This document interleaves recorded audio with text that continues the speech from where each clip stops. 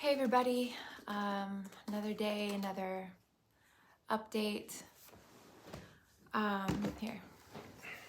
Sorry. Today Hey. is another one of those pretty hard days. Totally understand. We don't have a lot to say today. Just wanted to let y'all know the latest update on our pastors. The one who is currently fighting with the who joined up with the military and is currently fighting. We've had no word from him, so don't know where he is or what's going on. The other pastor who's in whose town is under Russian occupation, he's having a harder and harder time with connectivity, internet, stuff like that. So we don't know how much longer we're going to be able to connect with him. We've sent one transfer today, one money transfer. No, we've sent two. The one first thing in the morning he received, which is awesome. The second one he has not been able to get. And it's, like I said, it's harder and harder to be able to connect with him and hear anything. So Jess took his phone. He got a phone call, so I'm not able to read the message. But we got a message from him this morning. Hey, hun. Jess. 1 second. Hey, Jess. Can you go upstairs, hun? Oh, sorry. Thank you. So yeah, Jess is on the phone with someone who's currently trying to connect us to another pastor who's trying to get people out through Moldova, I believe. So Jess is taking care of that phone call right now. That's why it's just me. So back to our pastor who is in Russian occupied territory currently. All we've really had today from him was one message saying that the Russians, the forces who are there occupying their town, are just taking people off the street and people are just disappearing. And we don't know where they're taking them. We don't know what's happening to them. So obviously when we have a hard time connecting with this, our friend, it's very worrisome not to know what's happening with them or anything. My city on the western side of Ukraine is now fortifying itself, I guess, if you will. Friends have been posting photos of how they're trying to cover up like monuments that are hundreds and hundreds of years old, older than the entire country of America, because Ukrainians are now realizing, I think the world is now realizing that Putin's, his goal is to take the whole country. To be honest with you, I was thinking about it today, and I was thinking about the Ukrainian President Zelensky's words a few days ago that, if you follow me on social media, I reposted, when he said something to the effect of, what good is 80 years of saying never again after the Holocaust if when it happens again, nobody does anything, nobody stops it.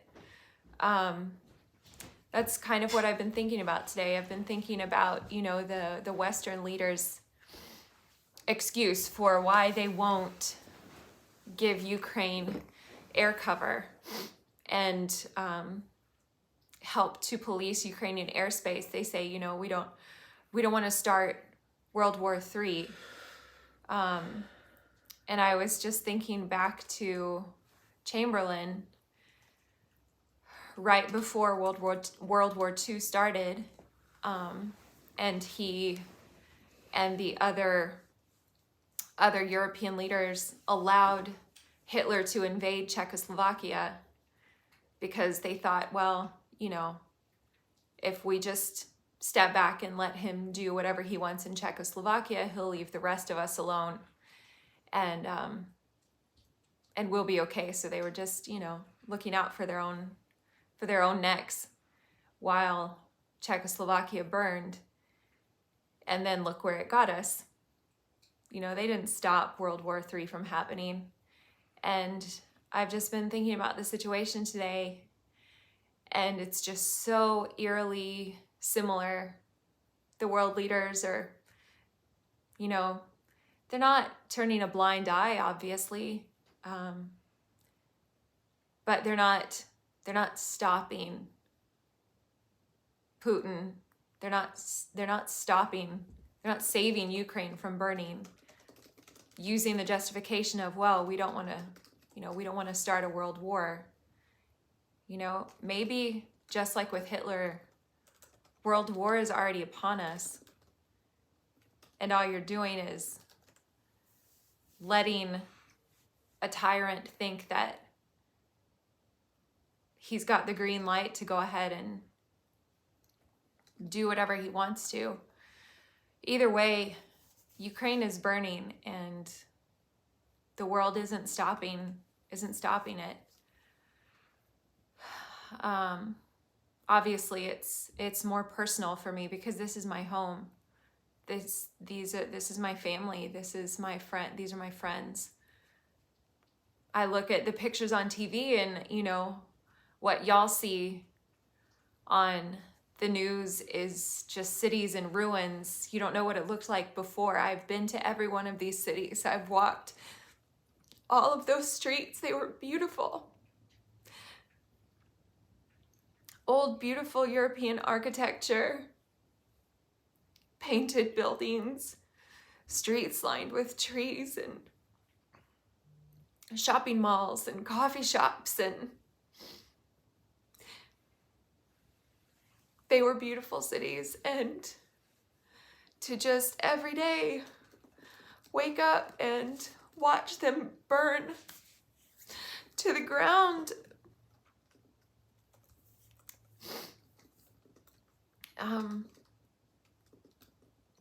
it's just with every passing day, it's feeling unbearable.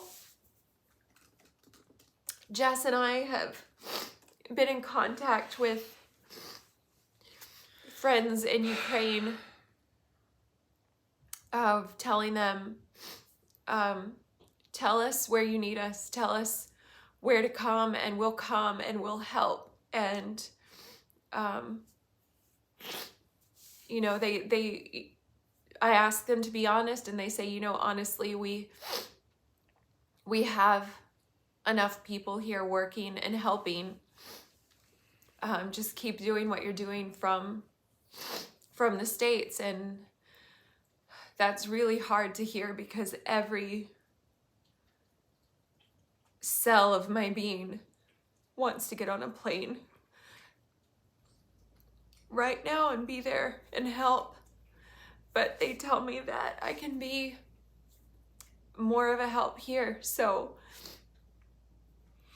I stay here, and I have to watch, and it's just excruciating.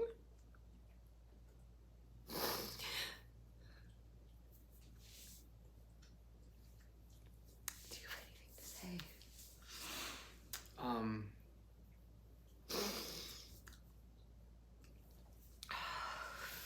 I've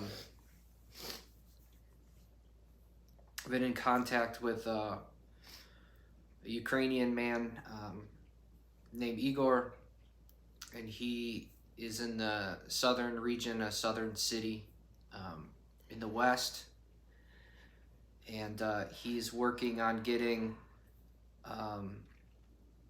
people out. He's a pastor of a church in the outskirts of a southern city, and he has got a vehicle that's broken.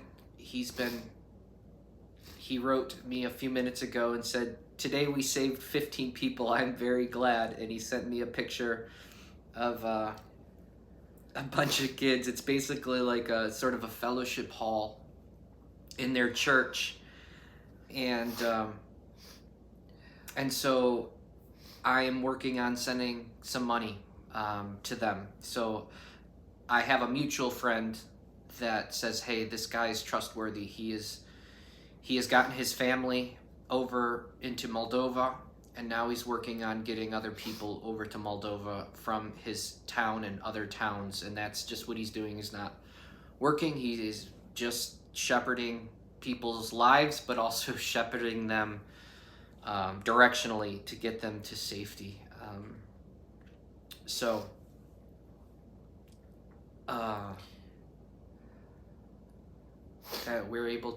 we're working on getting people the funds they need to fix or to heal or to escape or to fight,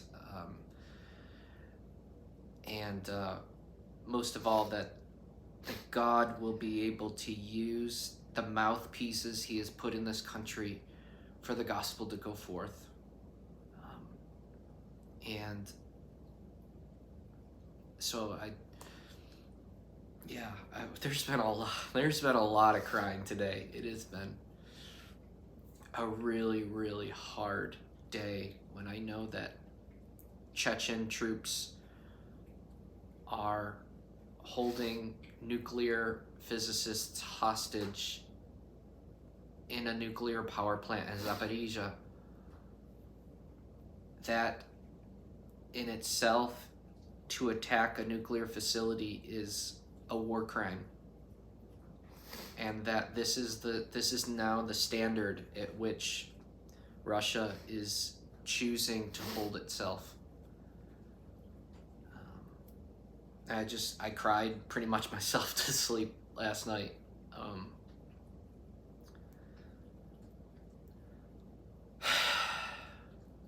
This is just sort of an honest day for us, guys. Whatever you're doing to help, please keep doing it. It's not unnoticed. It's not insignificant. It's good.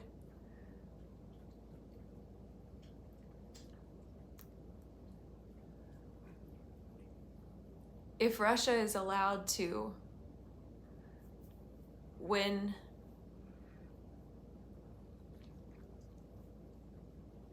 this invasion on Ukraine, what I'm realizing today is that there will be no Ukraine anymore.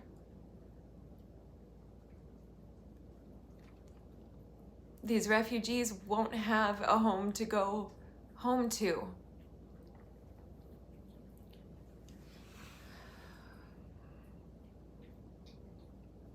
Every day that this is allowed to continue is a day too long.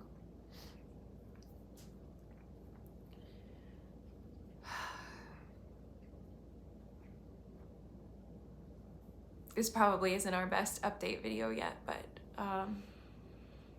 that's all I got today. Thank you so much. I know we feel like wrecks right now.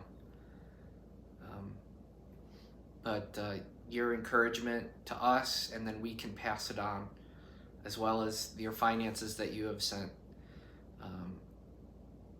We're working on it.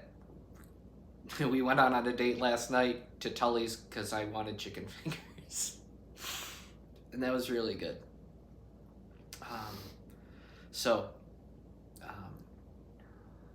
Thank you so much, all of you.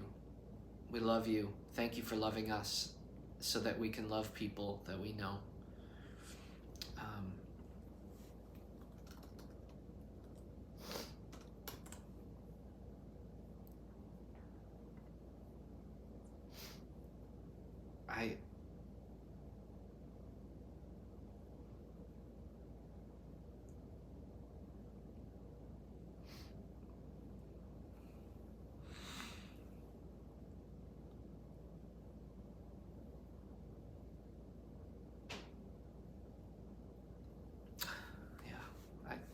thought I had something profound to say, and I'm just fresh out. Love you guys. Thank you. Thanks, yeah.